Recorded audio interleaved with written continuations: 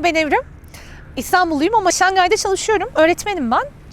Çinli Okul'un işletme bölüm başkanıyım.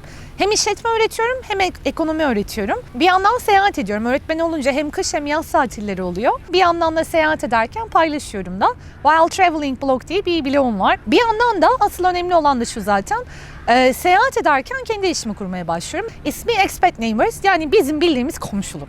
Diyeceksiniz komşuluk mu, ne alaka falan, ama yurt dışındasınız, bunlar önemli şeyler ve en önemli bilgi kaynağı da aslında komşularınız. Dedik ki biz yabancıları getirelim, hepsini bir potada eritelim, çok da güzel oldu. Şimdi 4 şehirde, Asya'nın 4 büyük şehrinde aktifiz. Şimdi tabii insanın buradaki konfor alanını bırakıp dünyanın bir ucuna gitmesi öyle çok da kolay bir iş değil. Buradayım, çalışıyorum tabii bu 4 sene önce ve çok yoğun çalışıyorum. Dedim ki yani kendime ayıracak vaktim yok. Bir ara aynadaki benle yüzleştim, dedim. Ben bunu beğenmedim ya dedim. Şu anlamda, çünkü baktığımda hayatımda sadece iş vardı. Yani ben de o kendimi gördüğüm zaman, aynada kendimi gördüğüm zaman dedim ki ya ben bu sözü vermiştim. Söz de şuydu: benim yurt dışında yaşamam lazım. Hani orada ayakta kalabilmek, orada öğrenmek, öğrendiklerimi de kendi hayatıma, profesyonel, kişisel hayatıma uygulayabilmekti. Ben bunu yapmamışım. Dedim ki ben gideceğim, ama nereye gideceğim? Şimdi olay burada. Çin. Niye Çin? Çünkü bilmediğim bir yer olsun istedim. Yani gerçekten bilmediğim bir yer. Amerika, Avrupa bilinen yerler. Dedim ki ben ne yapabilirim? Çünkü kurumsal hayata girmek istemiyorum orada. Benim tatillerimin olması lazım. Ben öğretmen olacağım. İngilizce konuşuyorum, onu öğretirim falan derken öğretmenlik sertifikamı aldım Cambridge'den. Tabii şimdi İngilizce konuşulan bir ülkede doğmadınız. Oranın vatandaşı değilsiniz ve doğal olarak size çok ciddi bir ön yargıyla bakılıyor. Konuşamaz bu. Konuşamayızı geçtik. Bana dediler boyar mısın saçına, mavi lens takar mısın? Yavrum, ben modelliğe mi başlıyorum, öğretmenliğe mi? Yok böyle bir şey. Zaten paranın çoğunu öğretmenlik eğitimine vermişiz. Eğitim de dediğim bir sertifika, ciddi bir sertifika. Her şey bilginizin olması lazım. Artı öğretmen olarak eğitiliyorsunuz. Çok güzel bir teklif geldi Şangay'dan. Tam da istediğim yer. Tabii başvurma süreci kolay olmadı. Kendimi böyle bir çok geleneksel bir kayıkta görüyorum. Kafamda Çin şapkası var. Böyle bir etrafta sis var ve kaybolmuşum. Çeviriyorum küreyi, oraya sallıyorum, oraya gidiyorum ama nereye gittiğimi görmüyorum. Gün içinde de öyleyim zaten. Hani akşam rüyaya öyle yansıyor, gün içinde de öyleyim. Ve bir süre sonra o siste bir aydınlanıyor. Ben ana kıtayı görüyorum. Allah! Ana kıta dediğim de Çin ana kıtası. Kürekleri aslıyorum, gidiyorum falan. Ve tabii sonunda gerçek olması beni ayrı mutlu etti. Gittim, tabii gitme süreci kolay değil. Çünkü hayatınızı bırakıp gidiyorsunuz. Hadi diyelim hiçbir şeyiniz yok ama yine de anılarınız var burada. Kolay bir şey değil. Piknik yaptık. Pikniği de İşte buraya yakın bir yerde yapmıştık. Arkadaşlar geldi. Orada bana dank etti. Annem bir yerde, işte arkadaşlarım bir yerde. Cidden gidiyorum. Tabii insanlar şeydi. Niye Çin? Bu zaten artık jenerik oldu. Deli misin sen? Ya o adam kaçırıyorlar orada. Ne yiyor onlar? Sen ne yiyeceksin? Bir tane mi iyi bir şey gelmez? Hiç kimse iyi bir şey demiyor. Yani ben gideceğim, çok iyi şeyler olacak. Bilmiyorum ama ne olacağını. Gerçekten bilmiyorum. Tabii bunlar bir zorluk, aileyi bırakmak, bütün her şeyi bırakmak bir zorluk. Ama şu güzeldi ve tanıdığım herkese de onu söylüyorum, tanımadığım herkese de onu söylüyorum blog vasıtasıyla. Korkulara odaklanmaktansa, beni kaçıracaklara odaklanmaktansa ne güzellikler göreceğim, ona odaklanmak lazım. Zaten böyle başlıyor. Ondan sonra o korkular minicik minicik olup kaçıyorlar. Geriye daha güzel şeyler kalıyor ve direkt odaklanıyorsunuz. Ben öyle gittim. Seyahatlerim de orada başladı zaten. Asıl böyle hani sırt çantalı gezme, tek başıma gidiyorum seyahatleri orada başladı.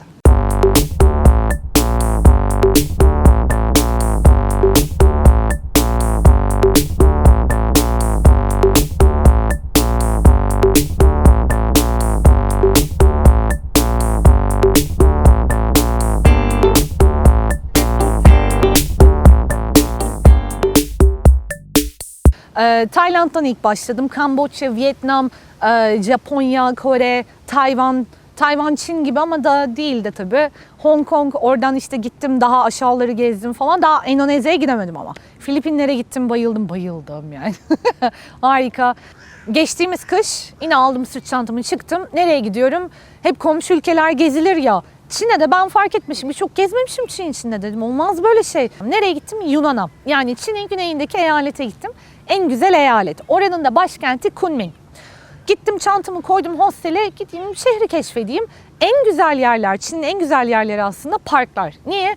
Parklarda çok ciddi aktiviteler oluyor ve dans ediyorlar falan ama topluca, bazen farklı şeyler de olabiliyor. Ben orada teyzeleri gördüm. Şangay'dan alışığım. Şimdi orada teyzeler, hatta apartmanın altında teyzeler dans ediyor falan her gün. Aynı müzik, aynı saat. Artık ezberliyorsun ama hiç gidip katılmamışım. Dedim ki ben katılacağım. Tabii içimden geçiyor ama gitsem mi gitmesem mi en sonunda onlar beni çağırdı. Ama ben öyle teyzeler gördüm ki full konsantre. Ben kendi başıma orada koreografi yapmaya başladım. Birinci dans bitti. 5 dakikalık dans. Bitmiyor da yani. Sonra tamam dedim gideyim, çok güzel oldu. Bırakmadılar beni. Gel bizimle biraz daha dans et falan. Ay tamam onu da yaparız falan. İyice rezil olduk. Çünkü ikinci dansa hiç uyum sağlayamadım. Ve onlarla konuşabilmek güzeldi. Çünkü yaşlı insanlar, farklı bir aksan, onların sahip olduğu lehçe de farklı. Beni anlamaları, onlarla dans edebilmek. Dedim ben çok iyiyim ya. 让我听到你的语言，融进你的世界。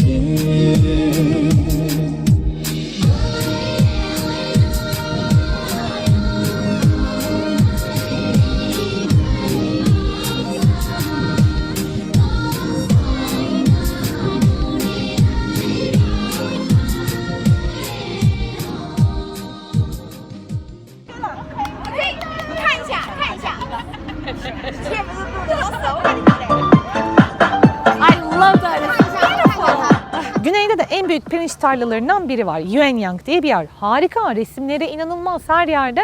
Ama hani gitmek de kolay değil, otobüs yolculuğu falan.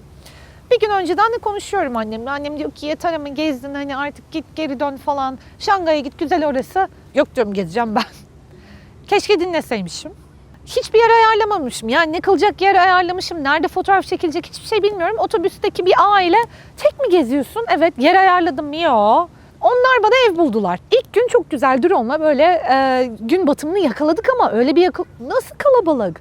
Tam ucundan yakaladık. Acayip güzel çektim falan. Sabahı heyecanla bekliyorum. Niye? Bulutlar gelecek, gidecek falan. Oo, neler düşünüyorum. Sabah uyandık. Müthiş bir manzara. Drone'u gönderdim. Ben heyecanlanmıştım tabii. Drone'u bayağı uzağa göndermişim. Bayağı yükseğe göndermişim. Biz zaten yüksekteyiz. Bulutların içine göndermişim. Bir de kafalar geliyor buradan. Çinli amcalar o falan. Öyle çekiyorlar. Biz kaybettik tabii. Ne bataryaya bakıyoruz ne bir şey. Batarya öttü %30. Dedim tamam, geri çağırıyorum. Geri çağırıyorum ama o uzakta, o yüksekte. Ve düştü. Yani düştü. 9 metre kalı düştü ve ben, o canımı acıttı benim. Yani hani çok ciddi paralar zaten. Nasıl üzülüyorum, nasıl ağlıyorum. Fotoğraflar orada, videolar orada falan. Pirinç tarlasındasınız. Düştükten 5 dakika sonra Amazonlar gibi yağmur yağıyor. Adam diyor ki gidemeyiz şimdi. Yağmur geçsin. Yağmur 2 saat sürüyor. Ben düşüncelerdeyim. Keşke gelmeseydim, annemi dinleseydim. Anneler haklı falan. O öyle düştü. Amca gitti. 2 saat orada uğraştı. Ben bekliyorum ki gelir. Geldi, drone yok. İçim ama yanıyor. Fotoğraflara ulaştım. Videolara ulaşamadım. Anneleri dinlemek lazım. Anneleri dinleyin. Dinleyin de işte duruma göre dinleyin.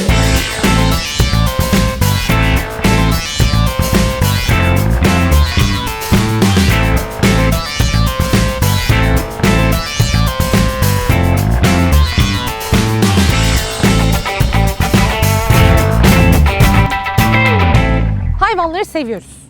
Vahşi hayvanları daha çok seviyoruz. İlk sırt çantalı gezimdeyim. Tek başımayım. Tayland'dayım. Chiang Mai'ye gittik. Bu Tayland'ın Bangkok'un güneyi. Tiger Kingdom diye bir yer var. Tabii hayvanları eziyet eden kurumları vesaire sevmiyoruz. Araştırma yapıyoruz internetten. Bakıyoruz ki orada hayvanları uyuşturmak için bir şey kullanılmıyor. Yani internette yazan bilgi o yönde. Küçük hayvanlar var. Küçük kaplanlar. İnsan kendini kaybediyor. Nasıl şirinler. Yani hani kedi gibi değil ama pati böyle büyük de yine de şirin hayvan. DSLR fotoğraf makinem var. Koydum onu oraya. Hayvan gördü tabii, ışığı yanıyor, video. Gördü, bakıyor, geliyor falan. Ben kamerayı çekiyorum. İlk kameram. Diyorum bu minik ama o diş minik değil. Isırır, yazık olur yani, pahalı aletler olmasın. Çekiyorum. Arada da diyorum yakın mı çeksem falan derken kapıyor. Tabii orada bakıcısı da var. Bakıcısının sırtı dönük. Kapıyor, ısırıyor, dişliyor, bakıyor, bıyıklar falan, gözler çekiyor falan. Nasıl tatlı. En son sıra büyüklerde, yani devasalarda. Yanına oturacağız, seveceğiz falan. Benim hayalim bu. Daha önce onların bir videosunu seyretmişim var mı? Yok. Bakıcı diyor ki bak önüne oturmayacaksın, bıyıkları çekmeyeceksin, patisine dokunmayacaksın, ellerini parmaklarını oynatmayacaksın. Hayvan sonuçta vahşi hayvan, doğada değiliz ama vahşi hayvan. Geldi bana sıra, geçtim hayvanın arkasına. Ya böyle bir şey yok. Ben nasıl rahatım? Ya nasıl bir korku yok? Hayvana başladım, tay masajı yapıyorum ben. Tabii bakıcının arkası dönük. Çeken arkadaşım da diyor ki ya Evrim sanki hani abartmıyor musun? Hani bak dikkat et. Ben abartıyorum da abartıyorum. Orada bir ara hayvan böyle bir baktı bana. Dedim tamam Evrim abartma. Abarttın. Geri döndü. Ben hala yapıyorum. Patiye dokunma dedi. Patiye dokundum. Hayvana dokundum. Uzlaştım. Bıyığını çekiyorum falan. Artık hayvan gözü dikti. O sırada zaten bakıcı döndü dedi ki çık dışarı. Yani bu arada 3 kez uyardı. o duymuyorsun tabii orada. Çık dışarı dedi. Rezil etti beni falan. Ama ben sonra videoları izledim. Allah'ım dedim ben ne yaptım? Yani hani gerçekten akıl kârı değil.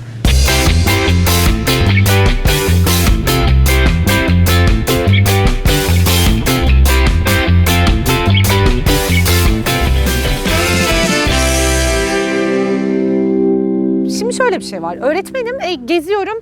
Kış tatili genelde Asya'nın yeni yıl tatiline geliyor. Biz hani yeni yılı kutlamış, bitirmiş oluyoruz. Asya daha yeni giriyor. Chiang Mai'dayım, kutlama olacak, tapınaktayız. Nasıl ama süslenmiş falan her yerde. Ve tabii yerel halk oturmuş, ellerinde tütünler dua ediyorlar.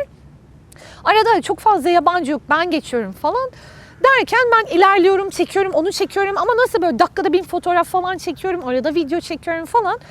Yoruluyorsun tabii bir yerden sonra el böyle bir süre kadar duruyor. Çok ilginç her şey. Meyveler var, budalar var. İyi diyeyim oturayım. Ne yapıyor bunları bir izleyeyim hani çok çekmeyeyim. Orada bir yaşlı heyeti dizilmiş oturmuş. Bir tane boş sandalye gördüm oturdum. Şuraya bakıyorum acayip böyle güzel hoş giyinmiş bir teyze var. Buraya bakıyorum acayip hoş giyinmiş bir amca var. Böyle gayet de böyle duruyorlar. Arada bana bakıyorlar böyle yapıyorlar falan. Ben de arada pişt diye çekiyorum, pişt diye çekiyorum falan. Tabii video yok yani. Hani diyorum ki hani saygısızlık yapmayayım. Kimse de kamera yok, turist yok. Ben buradayım, en güzel yerdeyim. Çekiyorum her şeyi falan kalkıyorum falan. Ertesi gün öğreniyorum ki belediye başkanının yanına oturmuşum ben. Ya bir konuş değil mi? Bir de ki hello ne yapıyorsun? Ne diyorsun? Ne yaptın? Ne kadar zamandır? Sorunları ne bu belediyenin, bu kasabanın falan yok. Oturdum oraya ben böyle. Tabii onlar da kimse kalk demedi.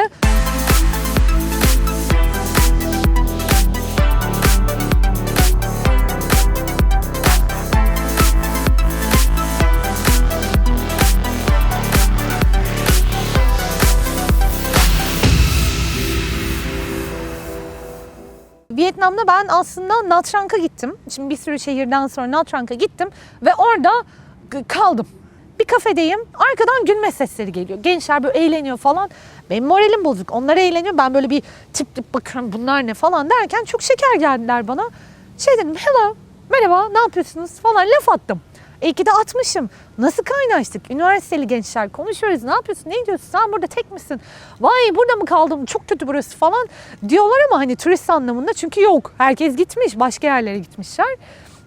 Minik kız, minik dediğimde işte üniversite öğrencisi. Onlardan biri dedi ki Evrim işte annemle konuştum. Yarın seni öğle yemeğini bekliyoruz. Bir gün kafede oturuyordum. Moralim birazcık bozuktu. Bir anda böyle bir sürü kahkaha duydum. Nasıl ama eğleniyorlar falan arkada. Kim ya bunlar deyip bir döndüm. Bu tatlı kızla karşılaştım. Şiu 19 yaşında ve kolej öğrencisi. Bu da tatlı annesi. 62 yaşında. Dün tanıştık ve beni hemen yemeğe, öğle yemeğine davet ettiler. Bakar mısınız şu masanın güzelliğine? Görüyor musunuz? Merhaba. Merhaba. Çok hoştu, çok iyi ağırladılar beni. Dediler ki Evrim buradan bir veda partisine gidiyoruz. Arkadaşlarının askerliğe veda partisi. Kendi başlarına kutluyorlar, müzik var. Tamam dediler artık vakit geldi eve uğrayacağız. Annesini alacağız askere geçecek çocuğun. Sonra da biz onu birliğine teslim edeceğiz. Hadi gidelim. Motorları doluştuk nasıl gidiyoruz falan. Çocuk taktı şapkayı denizci olacak küçük çocuk. Tabii oranın askerlik koşulları daha ağır, daha farklı. Çocuk uzun bir süre çocuğu görmeyecekler. Biri canlı tavuk getiriyor asmış böyle buradan gı falan. Oradan başka biri işte tonla bir şeyler getirmiş sebzeler oradan o buradan. O kadar ilginçti ki aklımdan hayalimden geçmezdi. Vietnam'da bir asker uğurlamasına katılacağım. Orada askerlik bir de 5 yıl yani düşünsene çok uzun bir şey.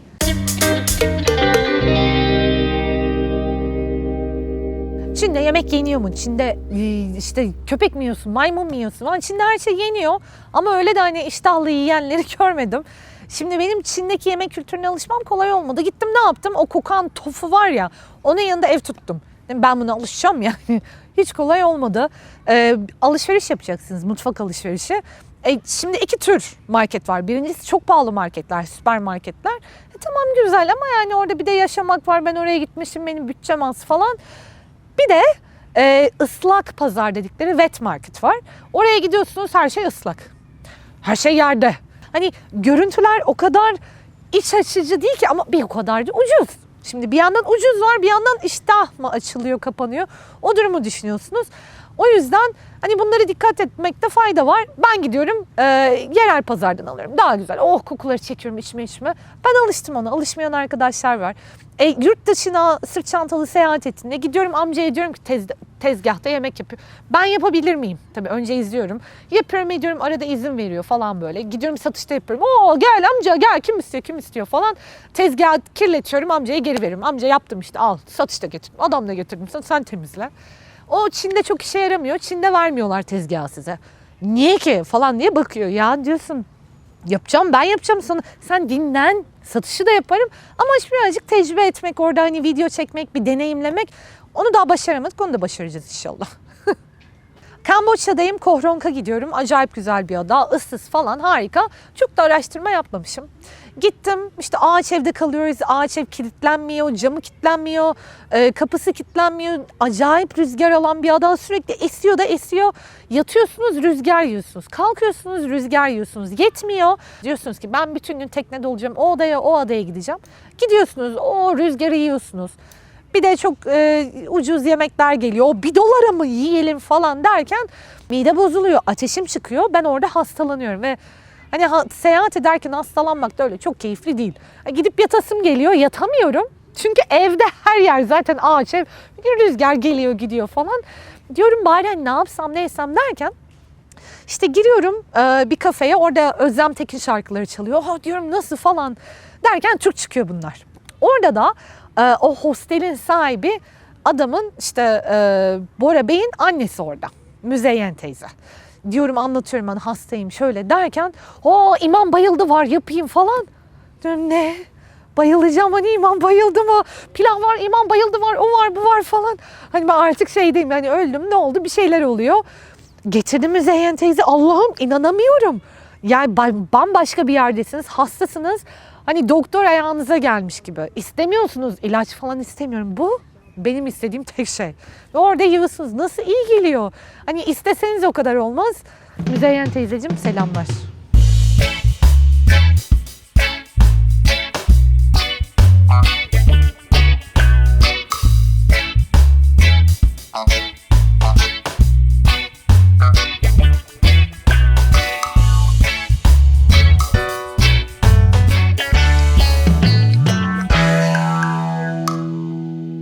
Şimdi konaklama olayını ben öyle oturup da günlerce, aylarca falan üstüne düşünmüyorum. Ya genelde işte bir gün önce oluyor, ya bir saat önce oluyor ya da anlık oluyor. Vietnam'dayız işte, yine sırt çantalarımızı almışız. İlk defa motor kullanıyorum. Motordayız, gidiyoruz arkadaşlarla. Kalacak yer ayarlayamamışız önce. Ondan sonra ne yapalım ne edelim, bir tane kasabaya geldik ve karanlık oluyor artık, hani kamp kurmamız lazım. Okey dedik, hani hostelde kalmak yerine kamp kuralım, zaten istediğimiz bir şeydi. Yeri tam ayarlayamadık falan derken biz kurduk kampımızı. Nasıl rahatız ama kimseler yok etrafta. Mutluyuz falan. Tabii benim hani hafiften böyle ya birileri gelirse, ya onu çalarsa bunu çalarsa falan endişelerim var. Ondan sonra böyle sabaha karşı hafiften sesler duyuyorum. Böyle oradan birileri geçiyor, buradan birileri geçiyor falan. Çadırı açıyorum. Böyle çadırın etrafında daire oluşturmuş oturan yerliler var. Bunlara bakıyorum, diyorum ki ya bunlar çalmaya mı geldi? Arkadaşıma söylüyorum, ne yapacağız biz şimdi? Dışarıda bunlar var falan. Biz orada bir panik durumu. Bizim aklımızda şu var: götürecekler bizim eşyaları. Bizi de kaçıracaklar. Eşyalar da gidecek. Ne yapacağız? Onu düşünüyoruz. Motora bakıyoruz, motor orada. Sonra tabii anlaştık, konuştuk. Onların da düşüncesi şuymuş: bunlar burada ıssız bir yerdeler. Hani kurt gelir, kuzu gelir, bir şey olur. Bunlara bir şey olmasın, hırsızlık olmasın. Onlar bizi korumaya çalışıyor. Biz de onlar hakkında düşünüyoruz ki bize kötülük yapacaklar. Yani ön yargı aslında ne kadar kötü bir şey. Dillerini bilmiyoruz ama hani çat pat İngilizce konuşmalar, küçükler geliyor, tur atıyorlar etrafımıza. Diyorlar ne yapıyorsunuz siz burada? Kamp yapıyoruz. Neyse, oradan ben ara verdim, gittim. Phu Quoc diye bir ada var Vietnam'ın. Çok güzel küçük bir adası. Orada kalacağım. Ormanın içinde kalacağım. Yine ayarlamışım kendimi. Ağaç ev ayarladığımı düşünüyorum. Nasıl mutluyum, gideceğim falan. Gittik, ağaç ev alınmış. Nerede kalacağız peki? İşte şurada bir ahır var dedi. Ahır derken kapısı yok. Penceresi de yok. Hani geçtim, en azından ağaç evde kapı pencere var, kapanmıyor. Burada hiç yok. Bir tane işte yatak atmışlar. Üstüne böyle cibinlik atmışlar. İyi tamam, kalırız. Tuvalet dışarıda. Tuvaletin arkası yok. Gidiyorsunuz tuvalete, hani arkadan tavuklar falan geçiyor. Bir gün kafamızdan tam üstümüzde fırtına geldi. Ama nasıl fırtına? Yani ben korkarım ama böylesine mi denk gelir? Tam ortada. Nasıl böyle şimşekler çakıyor falan. Bir yandan su gelmeye başladı ahırın oraya. Su geliyor, su geliyor, su geliyor derken işte minik minik yılanları görüyorsunuz. Üstte de böyle minik bir ışık var. Cılız. Böyle sallanıyor. Böyle tam korku filmi. Herkes kafayı çıkartıyor. Ne oluyor ya? Ne oluyor? Ben orada resmen çantayı sarıldım ve dua ediyorum. Bir daha böyle yapmayacağım. En azından kapısı ve camı olmalı yani bir yerin. Hani Evrim bu kadar da olmaz dediğimi hatırlıyorum. Çin'deki kamp mantalitesi benim çok hoşuma gitmiyor. Çünkü şöyle, şimdi biz kamp yapmaya gittik. Çin'de Sarıdağ diye bir yer var. Oraya tırmanıyoruz. Biz zannediyoruz ki ağacın altında yıldızlar falan olacak. Yok, öyle değilmiş. Kamp yaptığınızda belirli bir otelin basketbol sahasına sizi yerleştiriyorlar. Mülteci gibi. Oradan istediği saatte adam geliyor, çadıra vuruyor, elini geçiriyor falan. Öyle bir çadır tecrübesine kimsenin ihtiyacı yok diye düşünüyorum. O yüzden çok zevkli değil benim için Çin'de çadır kurmak. Zaten çok yerde de izin verilmiyor. Hostellerde ben çok kaldım. En güzeli o. Çünkü tek seyahat ediyorsunuz. İnsanlarla tanışıyor. İstemeseniz bile tanışıyor. Geliyorlar, merhaba ben şu falan. Ya bırak yalnız kalacağım. Yok. Ama zaten amaç bu. İnsanlarla tanışmak. 5 yıldızlı otellerde kalmanın da bir yerden sonra zaten bütçeye zararı var. Zaten hani varsa bütçe verin gitsin. Onun dışında hostelleri ben gerçekten çok tavsiye ederim. 84 yaşında bir teyzeyle de kaldım. Lise öğrencisiyle de kaldım. Yani o kadar farklı zeminle, o kadar farklı altyapılardan gelen insanlar var ki hadi hep beraber toplanalım, seyahat edelim yapıyor insan.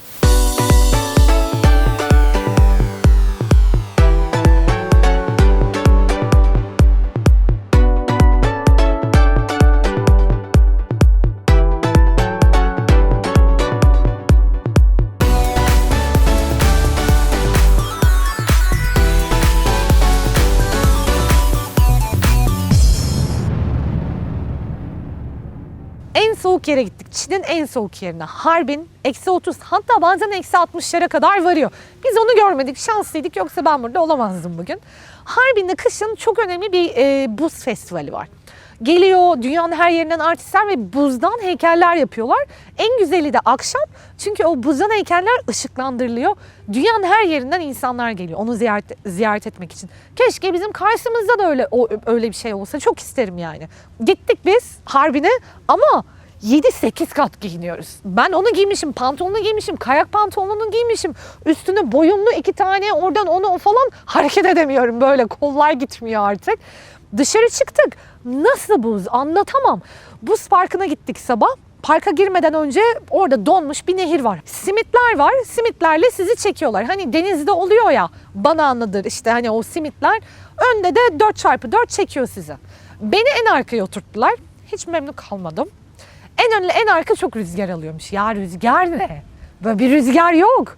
Ben akıllı önce cep telefonunu çekiyor. El kaldı buradan o cep telefonu. İnmiyor, gitmiyor. Neyse eldiveni giydik falan. Mümkün değil ya. Ne eldiveni, ne kıyafet. O nasıl bir soğuk, içeriye giriyor. Adama diyorum, amca dur ineceğim ben ya. Parmaklarım döndü. Ya dursun artık, vallahi hissetmiyorum parmaklarımı. Hey! İndik. Ben böyleyim artık. Gidelim. This is so cold. I cannot feel my fingers.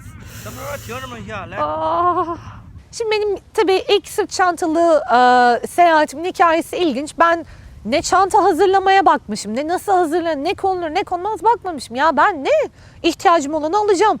Neler koymuşum? Saç düzleştirici. İşte ne bileyim kurutma makinesi böyle kocamanmış. Küçük değil. Ütü. Büyük. Ya niye alıyorsun bunları, değil mi? Ben öyle 21 kilo taşıyorum sırtta. Yola çıkacak arkadaşlar hiçbirine gerek yok. Yani bir tane tişörtle bile çok rahat gidersiniz. Ben öyle 21 kilolardan 12 hatta 7 kiloya indiğimi hatırlıyorum. Hatta bir tişörtle hani giyiyorum, akşam yıkıyorum, sabah kuruyor, ertesi gün tekrar giyiyorum'a dönüyor hani. Böyle seyahat edebilirsiniz. Hiç gerek yok. Öyle fazlalıklardan kurtulun. Eziyete dönüyor çünkü. O sırt çantası tam eziyet. Gerek yok. Hafif olun. Her yeri görün. Koşarak görün. Zıplayarak görün. Görün. O ağırlığı taşımayın. Giymiyorsunuz çünkü.